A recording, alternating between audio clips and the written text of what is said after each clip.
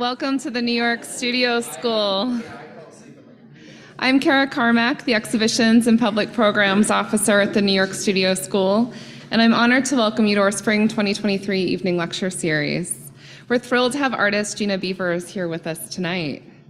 Before we begin, I would like to note that the New York Studio School Evening Lecture Series is free to the public with support in part by the New York City Department of Cultural Affairs in partnership with the City Council, the New York State Council on the Arts with the support of the Office of the Governor and the New York State Legislature, and the National Endowment for the Arts. Additional funding is generously provided by the Robert Lehman Foundation, the Samuel H. Kress Foundation, and individual donors. Please consider making a donation to help keep our evening lecture series free by clicking on the support button on our homepage. Thanks to those of you joining us virtually and here on 8th Street. We'll reserve time at the end for a Q&A with the audience. For those in the room, please raise your hand and I'll bring a microphone to you so our online audience can hear your questions. For those on Zoom, please submit your questions by clicking on the Q&A button at the bottom of your screen. Following the lecture, please join me and our guests downstairs in the clay room for light refreshments. We'll also have copies of Gina's latest publication, All My Addictions, available for sale thanks to Carl Kostiel, who also served as publisher. Now I'm delighted to introduce Gina. Born in Athens, Greece, Gina Beavers creates drawings, paintings, and installations inspired by photos culled from the internet and social media and rendered in high acrylic relief. Her work has been presented in solo exhibitions at galleries including Marianne Boesky in New York, Michael Benevenetto in Los Angeles, GNYP Gallery in Berlin, Carl Kostiel in London and Milan, and various small fires in Seoul, among others. Her work has been reviewed in an array of publications, including Art Forum, Frieze, The New York Times, and The New Yorker.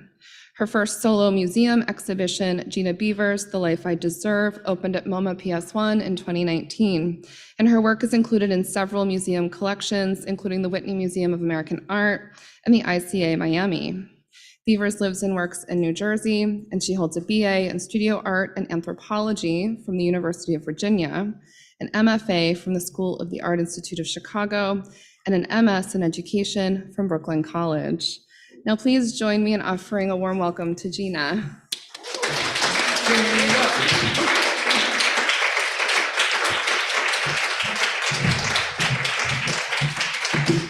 Thanks, Kara. Thank you guys for coming. I'm really happy to be here. It's just such a cool historic building and such a great program. I was excited to see, it says drawing, painting, and sculpture, and that's kind of like everything that I do in my work. So it's kind of the perfect place. So for my talk, I kind of reorganized this recently because I used to go through and do a chronological, like first I did this, and I did this, and I did. And I started to realize that I was not including my most recent work, like I was running out of time. So I tried to reorganize it in terms of themes. I hope it's not like overly serious, but it has like headers like this, like on process. So I was trying to like really up my game a little bit. So this section on process, this is a pastel drawing. I started with this because my work really started with drawing. And I actually do soft pastels in conjunction with my paintings, sometimes after the paintings. They don't necessarily, begin the process, but they're in the mix. But I started after, so I went to University of Virginia undergrad to be a doctor. I was pre-med and was really miserable. And my mom had always been an artist with a studio at home and an art teacher. And she was like, take an art class. So I started taking art at UVA and I ended up majoring in anthropology and studio. And then I took a year after college to kind of have a studio downtown and draw and paint on my own. But I had no money. So I was working at a sandwich shop and I was using all the cardboard from the sandwich shop to draw on. And all of the imagery was taken from like the Village Voice. Remember that? This is the 90s. Like I had a subscription to the Village Voice coming to me in Charlottesville, and I would pull things out of that and just draw. So I've always been kind of reliant on media, different kinds of photos out there in the world. This is really tough to see, but it's basically like wrestlers from the local paper. But you start to see a little bit of the themes have sort of been there all along, which is like little humor, little culture, little Americana. Now I'm taking more from social media and from the internet. So these are kind of slices from different places. This on the left is a folder on my phone called More Ideals, which was a typo. It's supposed to be More Ideas, but I put all these random things. I'm sure a lot of artists have this folder on their phone. The second slice is the Discover page on Instagram. And then Google, obviously, there, if you put in palette, like, okay, you get a couple artist palettes, but mostly you're getting makeup, which is really interesting, actually, to watch how Google has changed from 10 years ago, 15 years ago. I used to find so much random stuff, but now it's very monetized and very commercial, so it's immediately trying to get you to buy stuff right away. So that's shifted. I think now if you want really random searches, go to Amazon without the desire to buy anything and just put in weird terms and you'll find really strange stuff. That's what I recommend. Twitter, all the conversation on Twitter, the narrative, the politics kind of gets into my work in different ways. And then, those little like images at the end of clickbait articles or any article, these really disturbing photos, like I've made some paintings out of those as well. This is a painting I remember Dana Schutz from like the millennium sort of, I think 2003. I couldn't find the title, but I remember seeing this and thinking how important it was at the time because it really heralded this moment where painters had the internet, we had searches, we had this vast, constantly rapidly expanding database of images to work from. So you no longer like had to have someone sit for you or more traditional methods, you could pull things. And I think it just, it's difficult to overstate the effect that that's had on painting over the last like 20 years. So this is an example of, this is what I use digital tools. I find images on the internet. Sometimes I've made just like fully appropriated things. Other times I take parts of things and combine them in Photoshop, kind of make my own image to work from. I'll draw it out in charcoal. This is like the first makeup tutorial I ever made. This is, it doesn't have a date, but it's 2014, so it's almost 10 years old. Draw it out on, usually panel is behind the canvas or the linen. And then this is a really bad photo that doesn't really describe my process at all, but I have these drying racks and I start to add acrylic in layers to the surfaces, but they have to lie flat. So I kind of wanted to show that it was like these baking racks where they have to dry. I started adding thick acrylic for a lot of reasons. One, Art Guerra Paint, which is in the East Village, he started bringing me a lot of this like medium. So I started experimenting with that. I wanted my work to have a handmade feel because I was kind of previous to this working in this very abstract kind of clean edge way. And I was like, a screen print could do this just as well. So I want this to have like a handmade. So that was part of it. Also building the acrylic kind of gives me, it runs interference in this like photoreal process. So I can't render anything perfectly. The acrylic kind of gets in the way and I have to battle it. So I like, add pigment, then I add more sort of translucent acrylic, then I add more pigment and I go back and forth and kind of fight the medium. So that's the next step. Then I'm working from an iPad usually to kind of get the most photo real kind of version of it. Anything larger than about 4 feet, I've started to like do in foam underneath the acrylic because they get so heavy.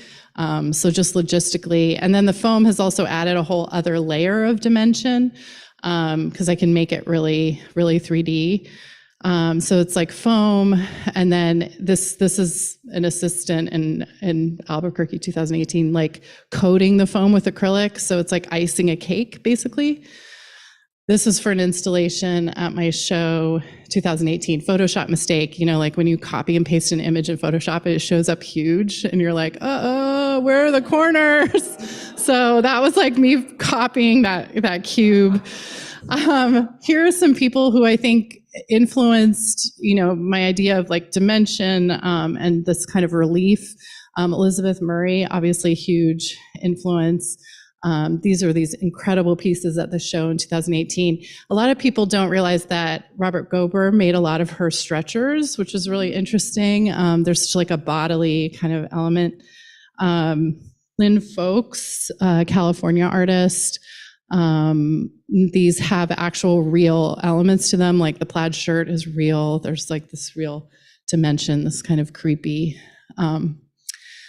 This Paul Tech, this combination of kind of a rigorous, minimal, maybe, Judd-like structure with something from like, I don't know, a horror movie or something, these combinations of visceral and then clean lines, like really love these. So yeah, I think one question when I think about process is like, when you're working on your work is like, where is the discipline and where is the fun? Because I feel like you need both. You need this like expansive freedom, then you also need this really like more rigorous discipline somewhere in the process. For me, the freedom is with the ideas. Like I'm pretty much an open, like whatever comes to me, I'm making, like just very democratic about my ideas. And then I'm pretty disciplined about the actual process, and I'm very like rigorously sticking to the original image. Somebody who would work completely opposite from the way I work is like de Kooning, who would make a mark and then, breathe, sit back, make another mark. So the anxiety of that is what I always think, like I could never handle that kind of anxiety, Jackson Pollock, that kind of like Elaine de Kooning, like working in that moment. The fact that they drank as much as they do does not surprise me. Like that's how I would be. So here's just kind of the way a body of work might evolve. This is from like 10 years ago. We were watching Clash of the Titans, I think, or Wrath of the Titans. And there was armor and I loved it. And I was like, oh, I want to make this armor. But then I was like, I'm not confident that I know about abs. So then I Googled abs, and this very again, this is like over 10 years ago. So it's like extremely low res image of abs. But I was like, oh, I want to make that too. And then on the same page on the Google search was like a palette for random reason. I don't know. I want to make that. And then I was like, ooh, palette paintings. And then I started Googling palette and finding all these JPEGs of like different palettes. This one, I added a real paintbrush. So I was starting to like render these things kind of three-dimensionally as the thing that they were. And then I started to get a little frustrated, like, am I just gonna render the thing and then it'll be the thing, but it's 3D. So that led me down a body painting thing where I started to like build it as one thing and then paint it as another. But then this kind of meandering led me to several bodies of work. I went back and found a lot of images of these kind of muscle men. So it's kind of like this chain of spooling out a body of work, kind of being like that hole that you fall down on the internet where you're just linking. There's also the issue in process in terms of how you display your work. I started making these cubes because I was doing a booth at Frieze, New York, and I was like, it's gonna be all paintings, and the whole fair is gonna be paintings. It's gonna be like thousands of paintings, and I don't want mine just to like hang on the wall, even though they're paintings. So I made this cube idea came to me, and I started using it a lot. So it's like, it's a sculpture, it's 5 paintings, but the paintings can come out and be their own thing as well. Here's another example. Sometimes, here I'm going back to the palettes, and this is like several years later, 6 years later, but I'm making them large and I'm including them in this installation. Sometimes like designing exhibitions for me or thinking about how I'm going to show the work, sort of like a prequel or like a spin-off of like an earlier, I'm really thinking in terms of popular media sometimes. The palette is like, I think like 7 feet by 4 or 5, something like that. So I just feel like sometimes you have more to say about a certain thing that you didn't fully explore, so you go back. And this show was just like a really weird show that had makeup palettes, it had, paint palettes, and then it had sporting goods. I mean, I don't know. It was called Tennis Ball Yellow because I'd had a discussion with an assistant that I had working at the time about how to mix tennis ball yellow. At the same time, the space was in London and it had this green floor. And I was thinking about the first tennis court and I don't know, I got kind of caught up in that. I also think that part of the idea for the show was just trolling because somebody had said, oh, your work is really feminine because I make lips. And so I went and I used the dumbest, I thought that was dumb. And so I found the dumbest sort of masculine signifier and just put it on the lips, So yeah, just make a show as a troll, just trolling people through, yeah. So, and this is the other room of the show, again, with this combination that there's this giant yoga ball. This is another installation. This one is called the show is called Van Goddess and the Master Bakers. Van Goddess because I've always, deep down Van Gogh fan. I think, probably a lot of us deep down, would we always admit it? But, that was my first love in terms of texture and material. So thinking I'm the Van Goddess or something. And then Master Bakers being people who make sexy cakes. So the show this is Van Gogh's palette kind of enlarged with, different kind of consumer goods, Starry Night related. And then on the right are how to bake different, tutorials on how to make sexy cakes.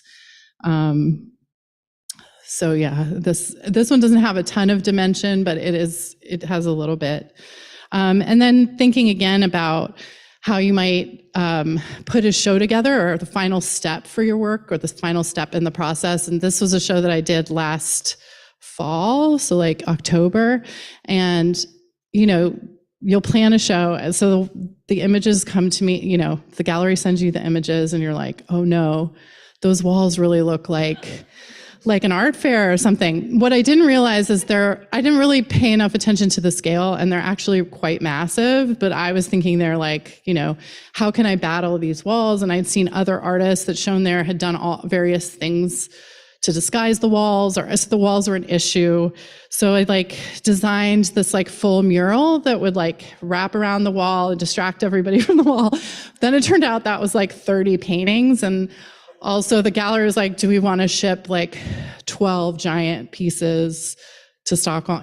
So then the logistics start to come in, and then in the end, I ended up with it was called MoMA Bra was the title of the show. The installation actually worked out totally fine. It was a lot more stripped down, but yeah, so you have grand plans, your plans get pared back, you work with curators and gallerists and different people and logistics, and then what you come out with at the end is really your work. That's the reality of it. So this show was called MoMA Bra. It had works from MoMA's collection kind of painted on my lips or references to famous works from their collection. It had brains and hearts, which were kind of related to being an art fan and an art, a painter. It had tutorials, the hearts. It had this MoMA bra, which was the inspiration for the whole thing, which is this ridiculous sports bra, which is actually totally fine. It's Champion, I recommend it. It's nice. But it's just a ridiculous item when you think what am I doing where, and just it's an athletic font, Anyway, so that was kind of the spin-off for the whole show, was thinking about this bra. And then I have a heart and a brain and a palette around my neck. So yeah, so that's kind of the end of the process, is showing the work. The next section I have is on the political. This painting is by William H. Johnson, who's my first, you look back at your first loves when it comes to painting, and you may have not be as into them as you once were, but that the seeds of what drew you to them are still in your work. And I always loved the fact that he uses references to art history, like he's kind of sitting in Van Gogh's chair, or the figure's kind of sitting in Van Gogh's chair. He's using kind of abstraction for like formalism, but he's also intentionally, although he's extremely schooled, he's painting in a way that is like naive or like folk art, to kind of make a point about being, not being, better than everybody, being just like everyone else. And he also used his work to paint the African-American community. This is Breakdown with Flat Tire from 1940.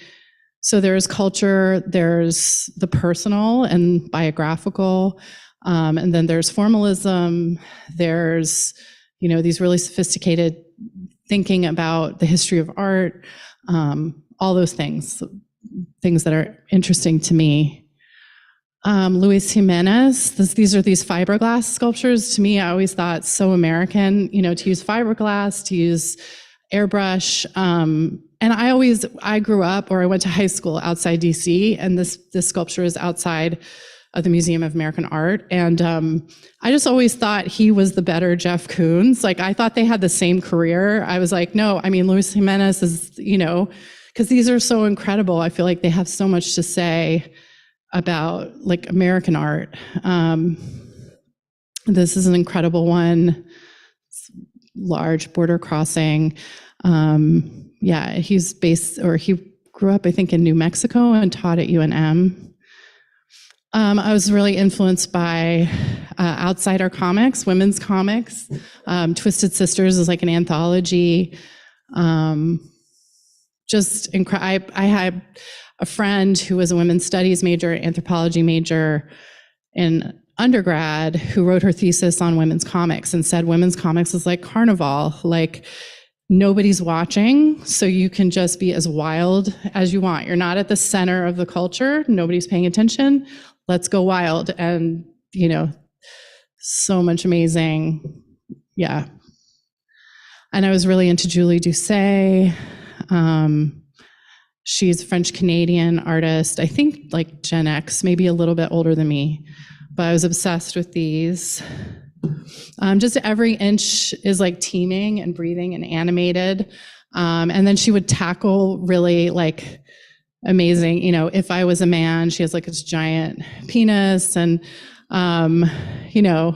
just like tackle like anything, nothing was off limits, and it was all in her work. Just love her. I was Leon Golub. The surfaces of these and the kind of, he almost stopped painting because of the Vietnam War. He was like, what's the point? Like, how can I continue to, do this kind of futile gesture in the midst of all the atrocity?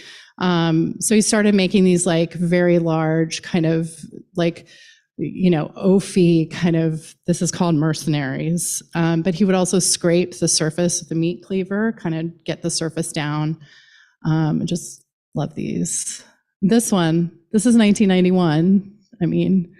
Pretty relevant. The go ahead, these guys kind of sitting around, like, just really great.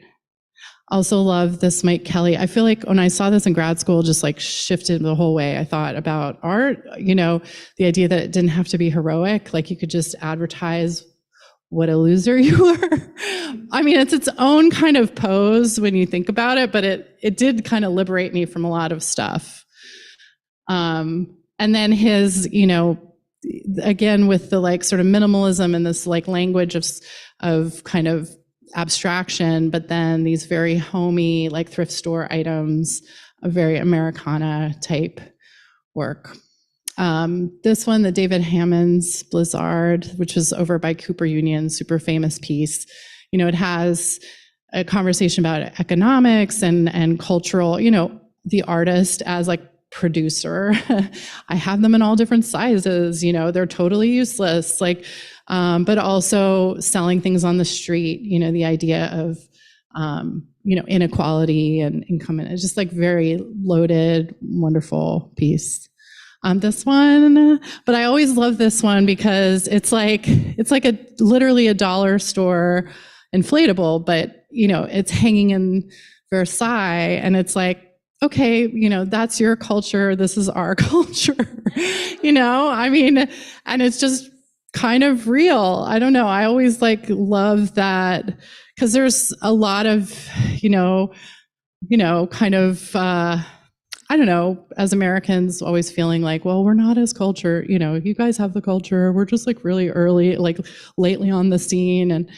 And actually when that piece was installed, there were protests. I paid to see all of Versailles. I didn't come here to see a Red Lobster that I can go buy in a gas station in Quebec to go in my pool. A true sullying of the most sacred aspects of our heritage and identity. Once you start talking like that and thinking that way about your art, it's a slippery slope. So I appreciate that piece brought that out, and then I made, it's steel, I think. This is aluminum. It's like a painted cube that I made in 2021. It looks very painterly, but it's that kind of an homage to that tension between the surface and what it's actually made from.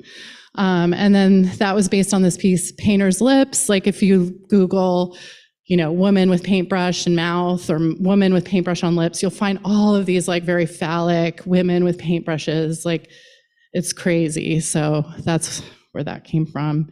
And these are kind of pieces, I wouldn't say they're political, but maybe they have an element of something heavier in there, without being too didactic about them. Yeah. This one, zipper lips. So, okay. And then social media, I started to get a lot of images of food photos, around the time that I first was on Instagram, which is 2010, 11, something like that. People showing off, it was the first wave of Instagram, kind of look at me, but it was look at what I made, or look where I'm eating, that kind of boastful. But so they became these sort of portraits. So I made a lot. This is 2014. They're just square, original Instagram format. And then some larger ones that have, starting to use these photo filters and collage apps. And, some of them have real humor too. It's here's the kimchi hot dogs from all angles, there's just this embedded humor about them. We had a friend in Brooklyn who had a restaurant, and he would fabricate all of his own meat. And it's kind of look how local, and, just kind of a snapshot of the food scene, which has now only become more prevalent. This idea of local meat and locally prepared. And and then things that were real, but this is 2012. 11 years ago, chicken and waffles. And it's actually on a silver tray, so it's taking these humble foods and now they become very chic. And so, and I had taught in Brooklyn for a long time, and a student had sent me this from Applebee's, which just, as an American, immediately recognize those ramekins. Or if you ever worked, I worked at Houlihan's, if you ever worked waiting tables with the ramekins, oh my God. Whew. So my gallerist sent me this one at the time, Oysters at Grand Central. So there's there's just a portrait element to these. And then I just started to troll the food porn hashtag, where there were just 50 million, literally, photos tagged food porn, hashtag food porn, and they would be global. They're from around the world, because more people were getting iPhones and getting Instagram. And This Is the Life I Deserve, which was the name of my show at PS1. I would use people's titles for their photos as the title of the piece, because it was kind of perfect. This is the first tutorial I did. I just love the idea that the painting was drawing and painting itself while it watched you and it wanted you to like it. And I made several more of those. These grid of this is 9 by 9, I think. And then there's a whole makeup that is more costume makeup, maybe, or is less beauty makeup. This was a really popular image on Tumblr back in the day, 2014, And then really getting into these lips. I just love the expressiveness of the lips. Like they have such an attitude or a certain emotion, or sometimes they look kind of dead. I don't know. There's just, and then sometimes really funny, like the way they're pursed is like funny to me. These are larger, smaller ones that are really like screaming. Like this one's called Hilarious Sad, the idea of something hilarious and sad at the same time. And these have foam, so they're much larger, much deeper. Just the idea that the painting is kind of screaming or emoting heavily at you. Then memes. I did a lot of meme paintings. This one I was originally interested in the fact that it was surreal in this way where you couldn't tell what was real and what was fake. And this is like 2014. So it's like that moment on the internet where you start to be like, suspicion around images, which has only like exploded, right? Now we have AI. It's like, but also this idea of making a painting where things are real, things are fake, real. You know, and an idea that a meme would just be a joke. Like you could just read a painting like a joke, you know. This one is like a classic, just like kind of noting these. This is like searching equality on Google, like the images, the stock photos that come up. And then I started like to make my own memes. I had somebody say like, how can you just take that meme? And then I was like, you know what? I think I can make my own memes. So I started to make kind of these versions of, all my addictions. This one, skull crotch, this one. And then some doubling, like nails, but they're nails, like again, back to that real, referencing my own painting, like doubling back, because there's so much like looking back at yourself online. Vajazzle. How to Billy bookcase. I just like, the Billy is like the Big Mac, right? I mean, the Billy is so ubiquitous. Like I feel like billions of people around the world have Billy bookcases in their homes now. This one, so a lot of like the female body too, like this idea of advertising or being, you know, the social media space, women do very well in that space, right? Because it's like, oh, we're already being watched. Let's put ourselves out there. We're comfortable there. We already have this internalized idea of ourselves, or we're watching ourselves. And then we take to social media. It's like, oh yeah, this feels like my whole life, like being watched. So this has different references to my previous show, and like a MoMA piece, Jasper Johns. This piece is like famous paintings from the MoMA collection, and then my own work. And just Laurie Simmons had said, you know, when you're really making art in the studio, it feels like your pants are down around your ankles. You're like completely exposed, you're embarrassed. And so I wanted to make a painting about that idea. This is from Gia Tolentino's book, Trick Mirror. She says it better than I just tried to say it. But women who, as John Berger wrote, have always been required to maintain an external awareness of their own identity, often navigate online conditions so profitably. It's the self-calibration that I learned as a girl, as a woman, that's helped me capitalize on having to be online. My only experience of the world has been one in which personal appeal is paramount and self-exposure is encouraged. This legitimately unfortunate paradigm, inhabited first by women, now generalized to the entire internet. She goes into a whole thing about trolling, which is a really interesting chapter in that book. I highly recommend. So I did a bunch of body paintings, kind of went down a rabbit hole 10 years ago. This idea of people painting themselves as famous paintings, it's like a way to show off your creativity and show you're aligned with these greats, you know, at the same time that you're showing your, you know, your own skill. So a lot of like references to art history. Van Gogh's Starry Night is rendered in bacon. This is like a pop art, kind of Lichtenstein.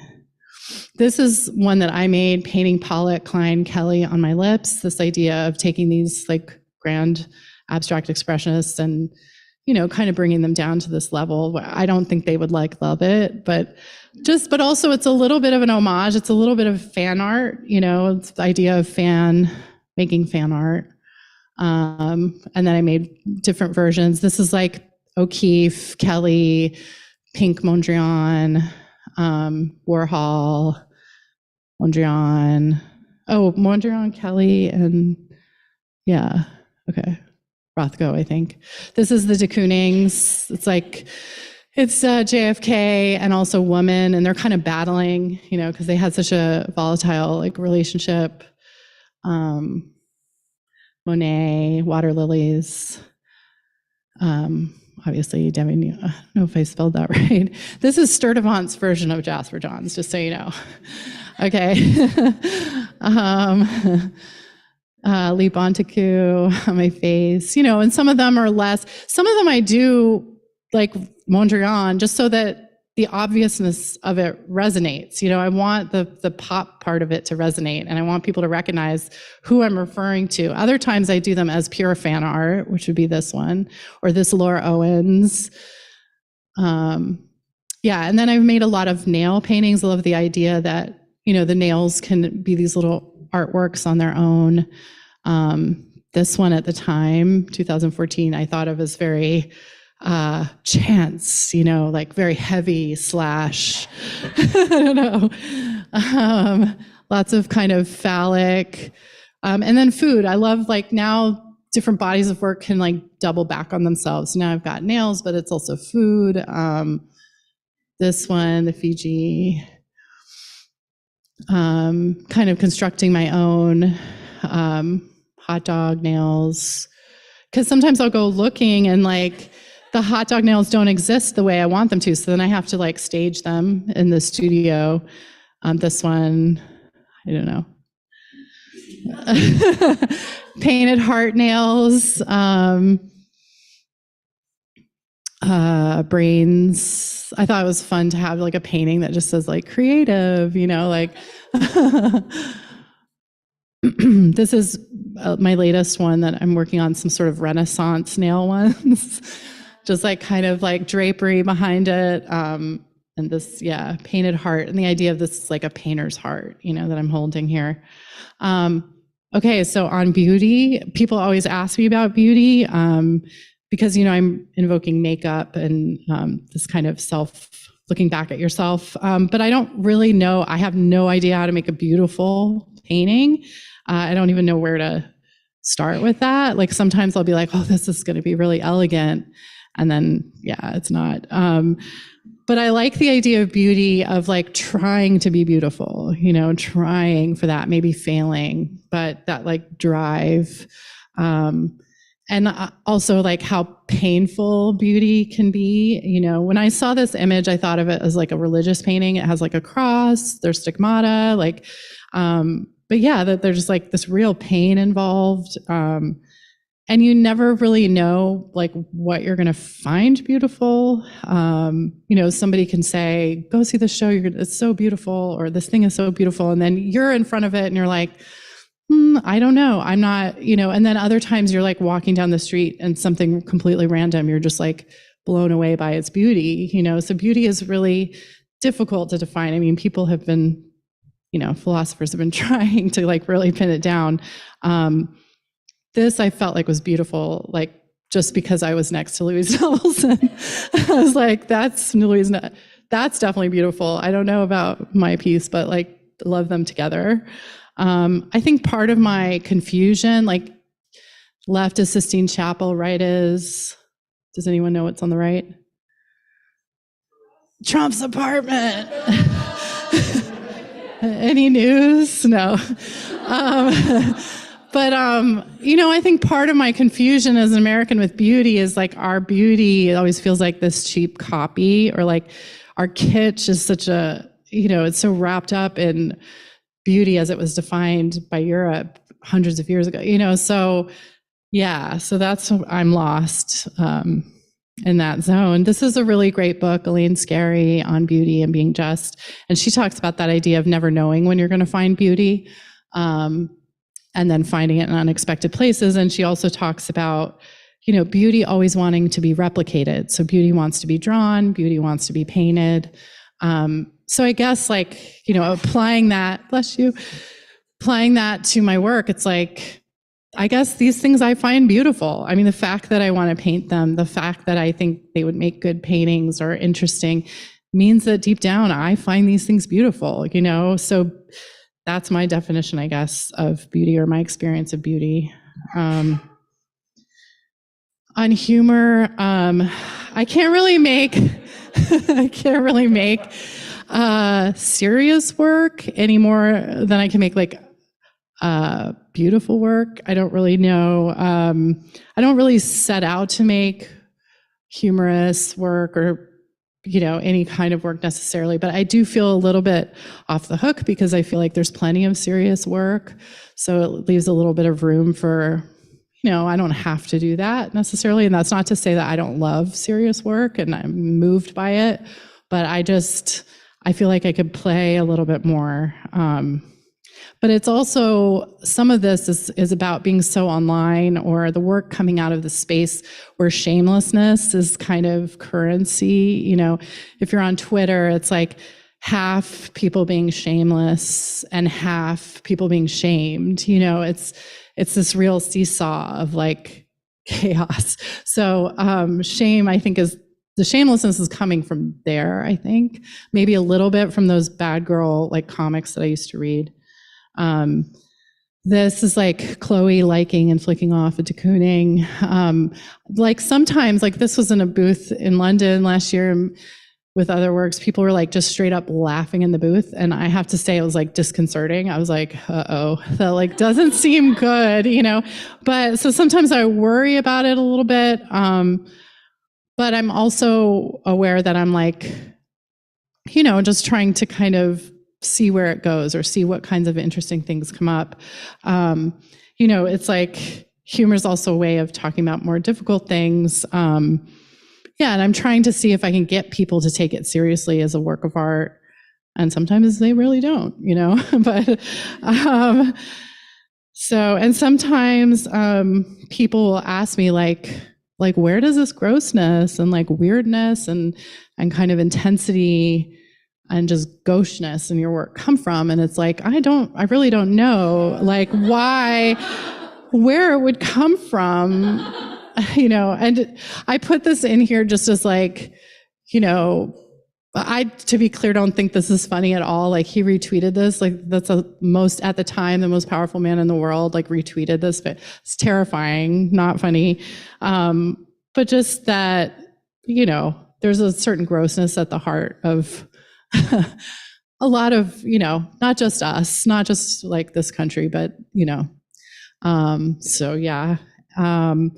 I think in the end, I'm trying to make paintings that embody the anxieties, the pieties, shamelessness, pompousness of our lives online. Can paintings as a body represent these interior states and kind of communicate those states? So that's it.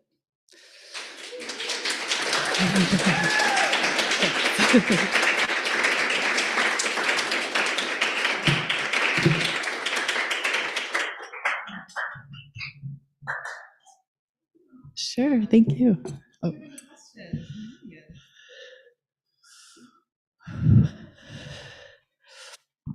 Hey, thank you so much. What was the book you were referencing that you had the big quote from? It's Elaine Scarry, Scarr. Let me see if I can find here. On Beauty and Being Just. It's every single page of that book is amazing. Highly recommend. Hi, Gina. Hi. You mentioned AI generators. Yeah. But you are an AI generator, right? You put the hot dogs on the nails, holding the hot dog. It's almost like you're kind of looking at the images from early Instagram, combining them and putting them back out. Are you using AI generators? How are you generating images now? Actually, I was gonna include my NFT that I'm working on, but it's kind of embarrassing. Like nobody really wants to talk about it. They're just like, shh, you're not making it. But the NFT that I wish I had a picture of it, but I used AI to generate a mashup of Van Gogh, Mondrian, and Munch, and then painted it on a bunch of lips, like hundreds of lips.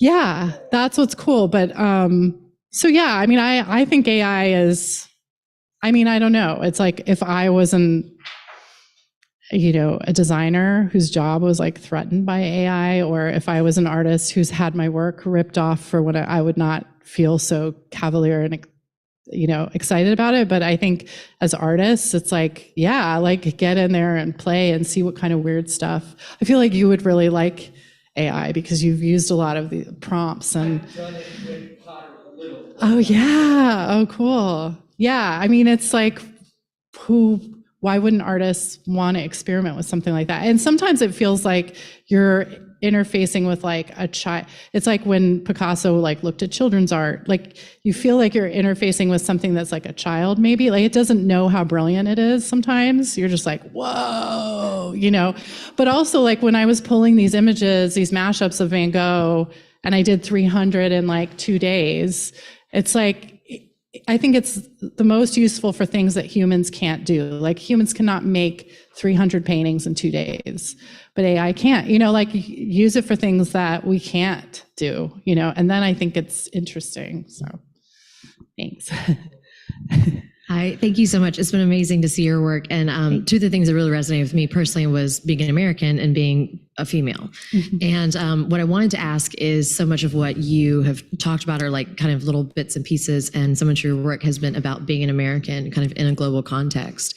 And you're from Virginia originally, is that correct? Yeah, technically, like Northern, but because my dad worked for the government, so we lived overseas. So that's part of it, yeah. That was actually, my question, like where is this idea of like the American in the global context and that kind of coming from? Yeah, I think, I went to school in 8th grade where I was the only American, so it's probably like that basic. I remember somebody telling me, well, you have no culture or you have no history, because, they're talking from a perspective of thousands of years or 1500 or whatever it was.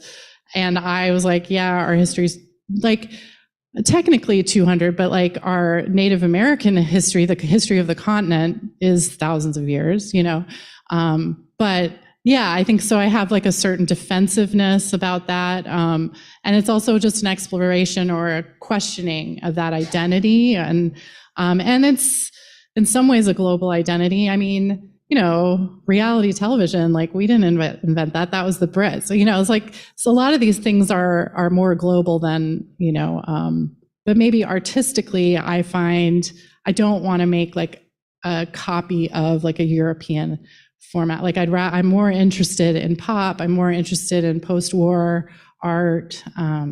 That's just my personal, what I'm interested in. So. Thank you. That's a good question.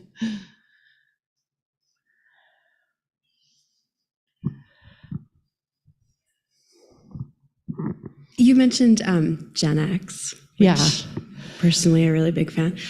What, if anything, do you think that perspective lends to your work, especially since, growing up without social media, which I think is pure and beautiful, but then embracing what's here. I'd love to hear how, if at all, that plays into your perspective. Yeah, I mean, I think it's interesting. Like it's sort of 1 foot in that old world and then 1 foot, which I don't know. I wouldn't say it's better or worse, or it's just a longer history, which sometimes is just painful, But and I think sometimes even when I'm talking about, there's a way that the lips and the eyes and things are abstractions, like they're close up. Like I think one way that the internet has improved me, or let's say like younger generations, is like this idea of a binary. Like I think that I'm learning more about kind of getting outside of this idea of like what a woman, and that's some of the eyes and the lips is this idea of like a genderless, even though it's technically me, a lot of times it's also this kind of well, where is that? Yeah. So I would say that's something, I don't know. I'm trying to like not be so Gen X and like be aware and like changeable and flexible, and learn new things.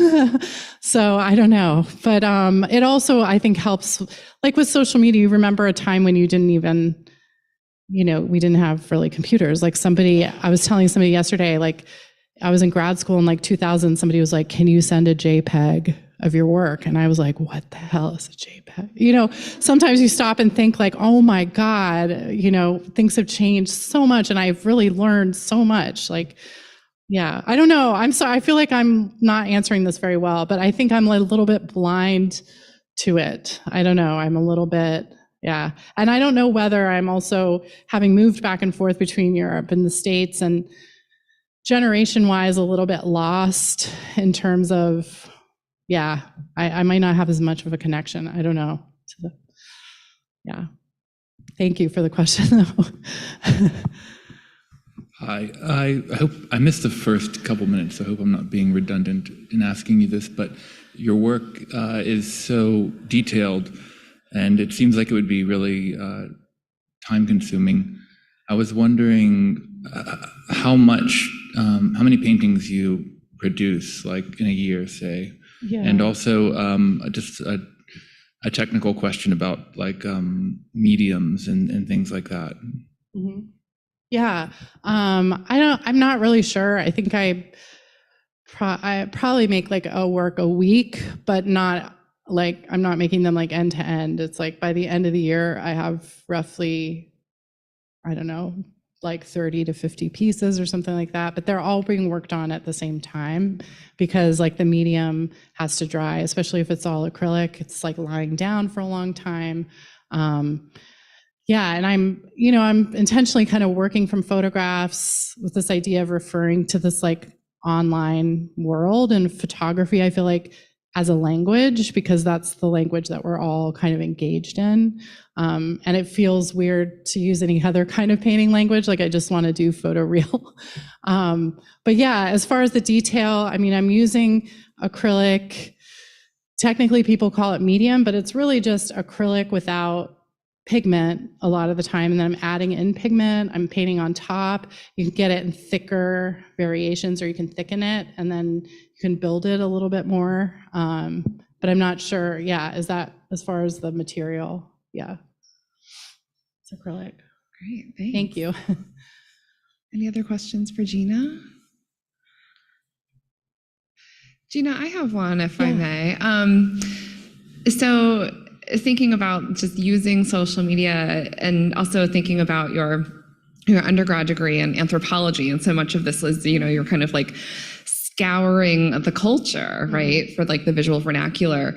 But then, unlike anthropology, you're actually then, with your own social media accounts, intervening within that visual economy. And I wonder if you could sort of talk to that, like, cyclical, studying, creating, producing, and then adding back into that economy, and if you have any thoughts on that process. Yeah, that's really great. I mean, the way that has, advanced, and how many, my algorithm is all artists, it's all art. I used to see random stuff which would inspire different things, but now it's like other artists all the time, or ads, right? So that's shifted. Like, so in fact, in some ways, I'm like sort of less in the visual part of social media and doing more painting of my own ideas on my body and stuff, because I'm really not seeing as many weird cultural things. And then, my Instagram, I used to have more stuff for my life, and now it's just my art. It's just a place. It's like my website, basically. So like that has shifted from like, look what I'm interested in so many different things, and I have all these aspects to my personality, to just like, I'm an artist, it's like, it's, that whole thing is like shifted. I mean, it's also the algorithm changes like your experience of it. Sometimes it's like, I can't look at any more painting. Like it makes me feel like just like a little speck in the world of painting. You know, there's so much that it's just, yeah. So I don't know, it's shifting for sure. I'm on Twitter, which has been its own kind of, like, there's a little section of us, like maybe 20, 30 people in the art world on Twitter, liking each other's posts, never getting above like several hundred followers. Like if I get like 5 likes, it's like, oh my God, I was like viral, you know, like, so Twitter's interesting. Twitter has now gone through a whole shift with Elon Musk owning it. There's like, I'm getting like, you know, Christian preachers in my feed, and like, you can't really control who you're seeing. You can't control your little bubble anymore. He's putting all of the, you know, he wants to get fighting. He wants that 2016 energy back, you know? So I don't know.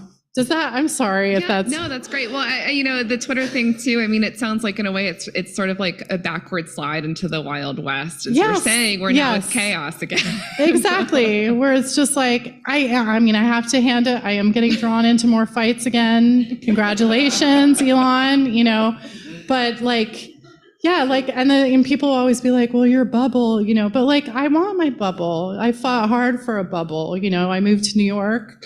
I wanted to be around. I don't need to see like, you know, the crazies that I went to high school with. I don't want to hear their views on abortion all the time. I'm cool. Like I don't know. So whatever. Hi, I just wanted to say that I really liked your abdominal, the guy's abdominal paintings. Those were my favorites. Thank you. And some of them were kind of sexy. Thanks. And I just also want to mention 2 things is that photo you showed of some museum in France with the American, with the lobster. Yeah. I love the fact that the lobster was like red and gold and kind of matched the surroundings, like the gold frames and the red wallpaper. I guess it was all on purpose. I don't know. Yeah. And my last thing was, my friend and I, we knew a little bit Art Guerra, who you mentioned. Yeah. We knew him a little bit. Did you ever see, were you around when there was actually a big mural that he did on St. Mark's Place, but they painted it over years ago. St. Mark's Place, just east of 2nd Avenue. And it said gringo. It was like a man with a cigarette sort of falling out of his mouth. And it was, that's so interesting. I don't know. I don't think I ever saw that. That's so cool. He was my friend used to go to Thanksgiving at Art Guerra's years ago. Oh, that's so cool. I shouldn't have said that though. Okay, bye. Yeah. No, I think it's cool. He was great. He really changed my work for sure. I think we have time for one more question. Anyone else? I have maybe a quick question. Yeah. We're talking about this this sort of looking at photography at the screen, at the image, and yet your work is so like low to high relief. Like it's like I guess maybe like could you speak a bit more on that, like bringing that sort of digital, virtual feeling into our world? Yeah, I mean, there are different things going on, and one is just an idea of animation, right? Like making it 3-dimensional. It becomes almost like an animated image. Like when you rephotograph it, you put it in a feed, there's a shadow. Like I remember early on somebody reposting a painting and somebody being like, wait, what is that though? Like, because it had, you know, it was like, is it clay? Like, what is but I think it's funny, we were just in our little Twitter group of 5 people or whatever today, talking about this idea of flatness, because people ask me that. And it's like, I don't really read the space as flat. Like, I think, you know, there are relationships form on there, there's arguments, there's like, you know, governments like crumbling because of, you know, things that happen online because of misinformation. You know, like the whole world is in that space. So like, I don't necessarily read it as like a flat space. I feel like it's as sort of real as any other space, but I'm using the relief, you know, it's kind of screaming at you. It's kind of like trying to get your attention. It's communicating, which is part of that vernacular, that online world, but it's also kind of living in one in the gallery, it has one identity, online it has another, which is like how we live kind of in two worlds, like our online identity versus our, I don't know. So I don't have like a super pat answer, but I never see like the digital space as like a flat space necessarily. Yeah, I feel like it has like a beating heart in there. It's like a tragic, chaotic beating heart. So Thank you so much. thank Gina. you. Thank you guys. Thanks for talking.